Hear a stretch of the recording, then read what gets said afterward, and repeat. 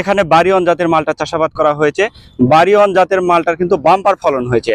সুপ্রিয় দর্শকবৃন্দ, আপনারা সবাই দেখতে পাচ্ছেন বারিয়ন জাতের মালটা। তো বারিয়ন জাতের মালটার ফলন কেমন হয়েছে?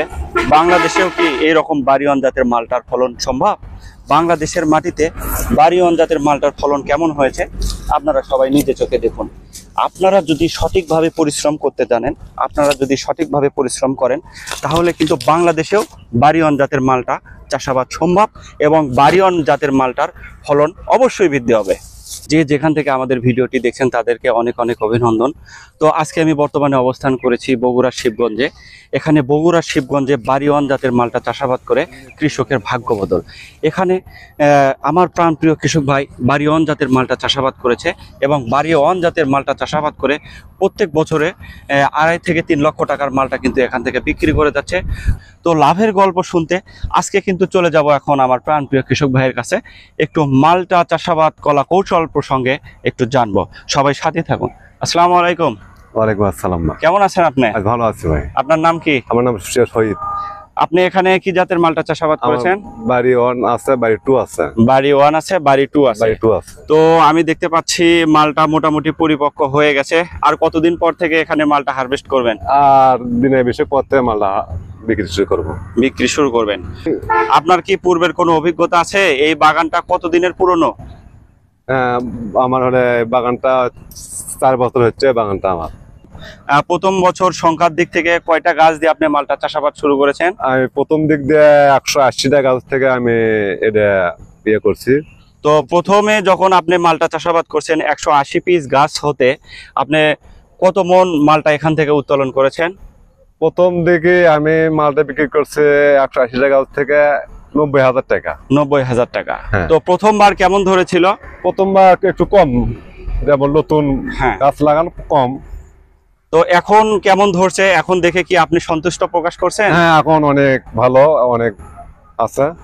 তো এটা এই মালটা যখন পেকে যায়, পেকে যাওয়ার পরে কি রকম কালার চলে আসে? এই কালারই থাকে? এই মালটা যখন এই কালারই থাকে, সবুজ কালারই থাকে। জি। কিন্তু এই মালটা কেউ হয়তো বাজারে বিক্রি করছে বহুদিন আগে থেকে। জি। কিন্তু আমরা চাই না এরা কাস্টমার এই জিনিসটা কিনে নিতে, তাই টক হোক কি একটু খাতে ডিস্টার্ব হোক, এটা চাই না। জি। আমরা কৃষক চাই, আমরা যদি কাস্টমারের কাছে যদি ভালো ভাগে বিক্রি করতে পারি, তার খায় যদি স্বাদ ভালো পায়, তারা আমাদের এই জিনিসটা আরো ভালো লাভজনক ভালো হবে। আর যদি কাস্টমার যদি খাতে যদি একটু খারাপ লাগে, তাহলে তো আমাদের বাজার নিশ্চয় হবে, কমে দেবে। আর দিনে 15 পরে জিনিসটা আমরা কারো যদি বিক্রি করি, এর মধ্যে দেখা যাচ্ছে আমি সবুজ, উপরে দেখা যাচ্ছে সবুজ, আর ভিতরে দেখা দেবে যখন আমি হলে হলুদ কালার আসা যাবে, তখন এই জিনিসটা খাইতে অনেক স্বাদ লাগবে, অনেক স্বাদ অনেক লাগবে, সুস্বাদ লাগবে। আর যখন দেখা যাচ্ছে আপনি ভিতরে যখন আপনি সবুজ হলুদ কালার আসেনি, ভিতরে এবং সবুজ আছে, সে জিনিসটা খাইতে খুব একটা সুস্বাদ হবে না। জি, বুঝতে পারছি। তো আপনি এখানে কতদিন পর পর স্প্রে করেন? আমি এখানে স্প্রে করি 15 দিন পর পর কি 20 দিন পর পর। কিন্তু আমি কীটনাশক বেশি ব্যবহার করি না। কি জানি কীটনাশক বেশি ব্যবহার করি না, কি জানি যে জিনিসটা আমরা যদি খাই, আমি খাচ্ছি, আমার ছাওয়াল খাচ্ছে, আমার বউ খাচ্ছে, আত্মস্বজন খাচ্ছে, আমার বন্ধু বান্ধব খাচ্ছে, এত ওই জন্যই আমি বেশি কীটনাশক ব্যবহার করি না। অন্য হয়তো মেডিসিন ব্যবহার করি, কি এই হয়তো জিনিসটা হয়তো কালচে হচ্ছে, কি বরুণ টুন মারি, কি সালফার টালফার মারার কারণে জিনিসটা একটু আমি ভালো দেখা যায়। জি জি, বুঝতে পারছি। তো এখানে আপনি অতিরিক্ত মাত্রায় কীটনাশক ব্যবহার করেন না। তো আমরা মনে করি যে আপনার এখানে কিন্তু অর্গানিক পদ্ধতিতে মালটা চাষাবাদ হচ্ছে। এই মালটাটা কিন্তু সবার স্বাস্থ্যের জন্য, দেহের জন্য কিন্তু অনেক উপকারে আসবে, তাই না? তো বাজারে যে মালটাগুলো আমরা পাই সাধারণত এই মালটাগুলোর কিন্তু অনেক সময় কালার হয়ে থাকে। আসলে কালারফুল মালটা হলে যে ভালো হবে এমন কোনো কথা না। এখানে যে আমরা দেখতে পাচ্ছি কাঁচা অবস্থায়, এটাই কিন্তু অনেক মিষ্টি হয়ে থাকে। আপনারা ট্রাই করে দেখতে পারেন। এখান থেকে বর্তমানে যে মালটার পরিস্থিতিটা আমি দেখতে পাচ্ছি, এখান থেকে কত মন মালটা হতে পারে?